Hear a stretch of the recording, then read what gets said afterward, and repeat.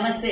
Jubilee hills by ఎలక్షన్లు హోరీలో జరుగుతున్నాయని ఏదో ఒక తప్పుడు ప్రచారం చేస్తున్నటువంటి బీఆర్ఎస్ తప్పుడు ప్రచారాలకు అవినీతికి తప్పుడు పనులు చేసేయడానికి తప్పించి మంచి పనులు మేము 10 ఏళ్లలో అభివృద్ధి చేసినామని ఓటడిగిన పాపానికి గత 4 నెలల నుంచి ఓనోలు ఇప్పుడు ఈ రోజు ఓటమి భయంతో కాంగ్రెస్ కి అత్యధికంగా నమోదవుతున్న ఓటర్ మెజార్టీని చూసుకుని వచ్చిన ప్రతి ఒక్కరు మొహంలో ఆనందం కలుగుతుంది.